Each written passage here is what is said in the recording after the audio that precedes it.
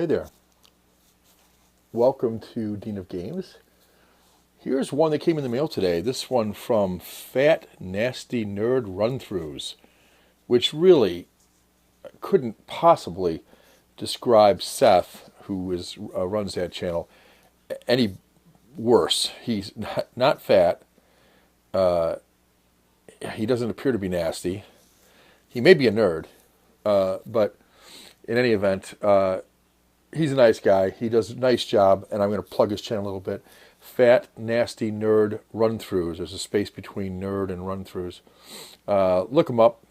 Check out his YouTube channel. He does a lot of nice playthroughs, kind of a how-to play, and also he and his girlfriend and usually another couple friends join in the game, and a lot of good commentary both during and after the game. It looks like a fun group to play a game with. I'd love to be able to do it, but unfortunately, like most people I know on YouTube, they're like, hours and hours and hours away. I think he's in the middle of the country someplace, and I'm on the East Coast, not too far outside of Washington, D.C. So, in any event, so he plays this game, Seafall. It's a legacy game along the lines of a Pandemic Legacy, although he would tell you don't dare mention it in the same sentence, I'm sure. He did not like this game at all. He played it, I think, for a while. And since it's a legacy game, there are some cards marked up, and the board got some labels on it, but they didn't play for long, I don't think. So I'm thinking that we can probably play along to those early stages. Maybe he can tell me where it's a good place to jump in, but maybe I'll just start all over again and go from, just kind of deal with whatever choices have already been made and kind of go from there. But this game has got some mixed reviews. Obviously, Seth hated it and said, hey, if anybody wants this game, I'll be happy to send it to you. I'll even pay the shipping cost. So, me, not being an idiot, said, yeah, I'll take it. It's an $80 retail game. I'll take it, and I'll try it out with my 3 boys. I've got two 18-year-olds and a 16-year-old, and let's see if they like it. Because if they like this legacy game, that would lead me to think that maybe I should get Pandemic Legacy. Now, Seth says in an email, don't let this experience ruin them. Pandemic Legacy is awesome. I really like Pandemic, so that could be. But I've seen some mixed reviews on this. I've seen a lot of people say it's their favorite game. I've seen a lot of people say that it had great promise but was executed poorly, that the rule book was not what it should be, that the directions were not explained well, great concept, poor execution. I might have said that already. But in any event, it looks interesting. The artwork on it is gorgeous. The box cover is gorgeous. And it's one of those textured boxes. Not like you can see the texture here, I think. It's a game by Rob DeVoe. I'm going to pronounce that. And it's put out by Plaid Hat Games. Beautiful, beautiful image here of the ship. Well, I'm guessing it's like a pirate ship. And the beautiful mountains. Whoever painted this did a wonderful job here. It just looks gorgeous. So that's the front. Let's take a look at the back. With the risk of having pieces go all over the place inside, I don't think they will. So the board looks something like this. As you're playing, you've got what looks like an open sea. You've got these various ships, and then some player cards, and so on. Don't know what this is over here. Oh, this is the captain's book. I glanced at it. So there's lots of cards. There's dice. I like games with dice. I know some people don't like that. I like Ameritrash games. I like randomness in games. I like the fact that if I roll better than my opponent, I can beat his ass, even if he has somewhat better forces than me. I like that idea. Because luck always plays a factor. Always plays a factor. In fact, most battles were won with luck somewhere involved.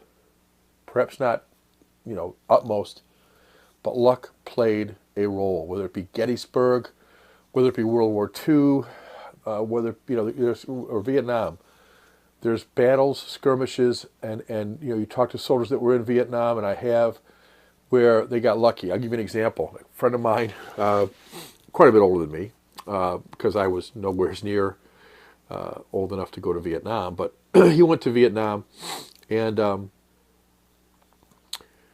he tells a story about the Viet Cong who overtook the hill that they were on, and they had this big gun that was used to take out many men.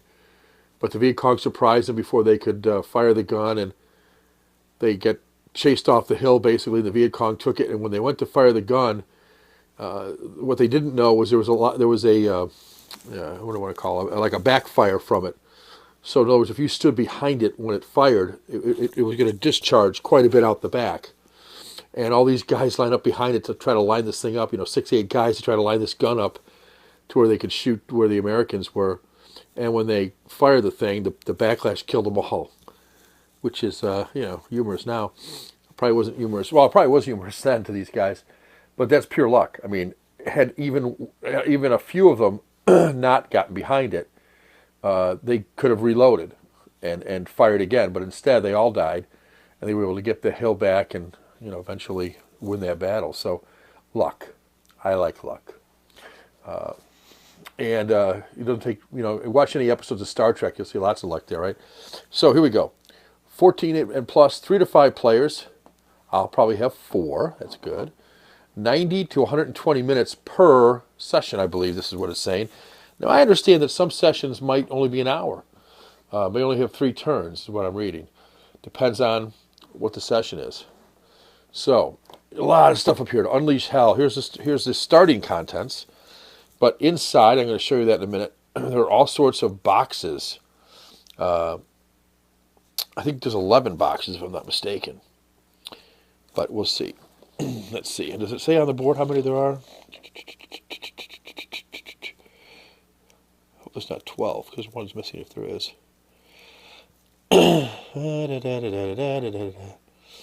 6 locked chests and 5 province chests. So that would probably be, yeah. Oh, we'll see what we got here. Whoa! Let's unbox it, as they say. Thanks again, Seth, for sending this. It's in great shape.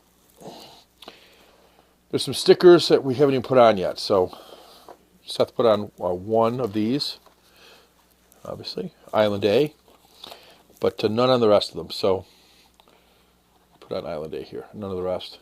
So there's all these stickers to still use. Not sure what they're all for. Here's another sheet of stickers. There's 3, and there's a couple of them peeled off, as you can see, but not a lot. There's the rule book. Stop. If you want us to teach you how to play, you can visit plaidhatgames.com and watch a video explanation. Well, I may do that. So I don't think Seth did a video on this, or I'd watch his, but I probably would just hear him cursing most of the time. So here's the rule book. Looks all right. Doesn't look too thick. Okay. This is his captain's manual. I don't know anything about this, but I don't think you're supposed to read it. So here's general notes for using the captain's book. I don't know how to spell book. Just kidding. Here's some various numbers and I don't know what all that means. I'm not even going to look at it right now. But yeah, there's some stuff there. Then you've got player boards. Different red, blue, there's green.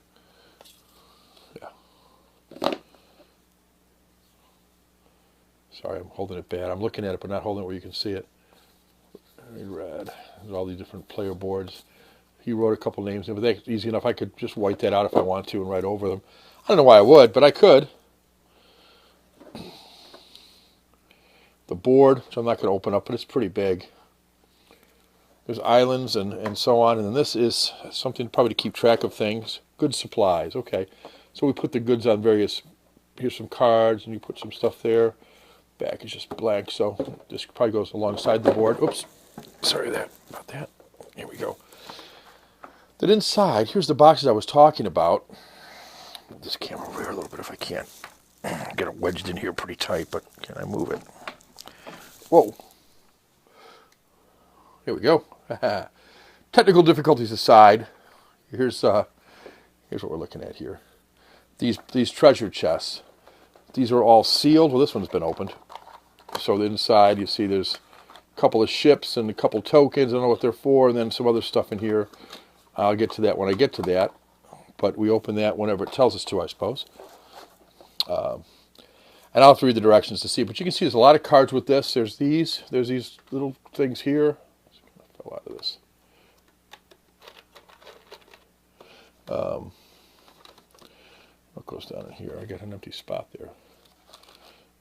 I'll figure out something. Oh yeah, some of these I think are supposed to go down in here. They're two different kinds or something. We'll figure that out later. Cards like this.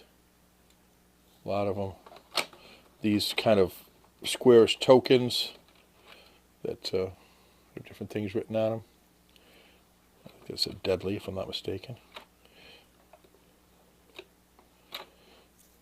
And then there's all these boxes that are not open, as you can see. And this wheel that signifies something. And then there's a bunch of event cards. He'd already opened some of them, so I put them back in here. So like A and B is here, C and D, E and F, G and H, and then I. So even though he's already opened them, I'm going to start all over again with these event cards. Not sure when you're supposed to open these, but I'll find out once I read the rules. And then other cards down here, pretty good stack of them actually. So a couple of the ships, they look kind of nice. Well, this is going to be to put on another wheel. There's this wheel here, which you turn and you know, indicates different things, numbers primarily, I guess. And then this will put together another wheel at some point. I haven't come across that yet. You've got some, I don't know if these are going to be used to keep track of, but different color of those, at least 3 different colors that I know of. Make that 4. And then a bunch of dice. Like I said, I like dice. I like rolling dice. This will give me a chance to roll plenty, it looks like. So it looks really nice. I mean, I don't know, you know, the money looks decent. It's cardboard, but it's, you know, decent quality. I heard they come out with some metal ones too for it, but I'm okay with that. It looks cool. Now, Seth told me he hated it. So, you know, I may hate it too. I don't know. We'll see. I may hate it as much as he did, or I may love it, or I may be somewhat neutral.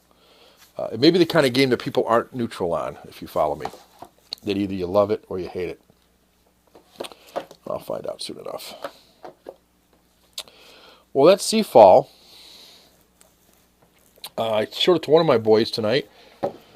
Actually, two of them saw it, and they both thought it looked interesting, and they'd play it. So that's already a good sign. If they're willing to play the game, some games they look at it and go, I don't know, maybe I'll play it.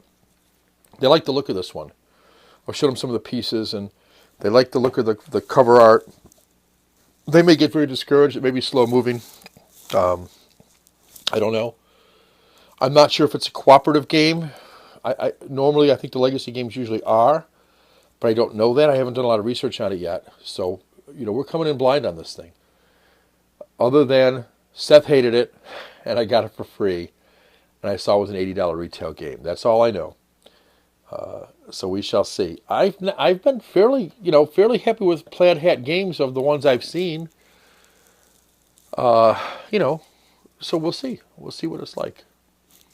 Maybe it'll be a pleasant surprise. I looked at it as a chance to play a game that's of this legacy variety, and let's see what it's like. I don't know if this says whether it's cooperative or what. I don't know. Sometimes it'll say that right on the game board. I'm sure these pieces are sliding all around here. Let's see if I can gather anything here.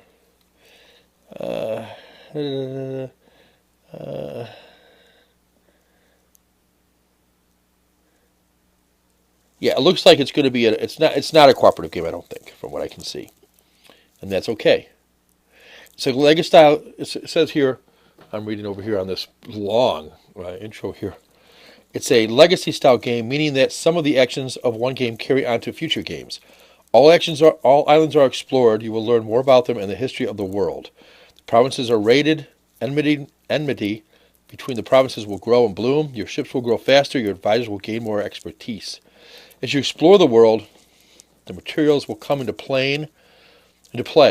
Initially hidden in treasure chests, new rules, new cards, new twists, and an emergent history will all become part of your world. Will you gain the most glory and unite the lands, or will you bow before another? A chapter book with over 425 entries slowly reveals the history of the world.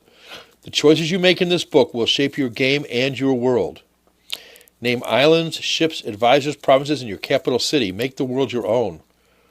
Decide whether your province will be peaceful merchants, daring explorers, or bloodthirsty pirates. Well, I know one of my boys, I know already what he'll be. He'll be the bloodthirsty pirate. I'm going to say I'm going to be probably an explorer. But we shall see. Like I said, I haven't played it. Don't know anything about it. But real happy to get it. So again, Fat Nasty Nerd Run-Throughs. Seth, thanks a lot. I really appreciate it. I hope I like it more than you did. It seems almost inevitable that I will, since you hated it. And I hope to be able to play it and at least get some enjoyment out of it.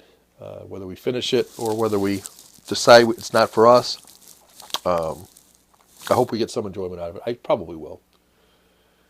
So that's it. So I've got a game to learn. I'm going to go out there to Plathead Games and check it out. It's a heavy box, about 8 pounds, I think. So it definitely's got some weight to it. And it'll fit nicely on my shelf. I got a place for it already. So I've got it. Hopefully not going to sag the shelf or rip it out of the wall. But we shall see.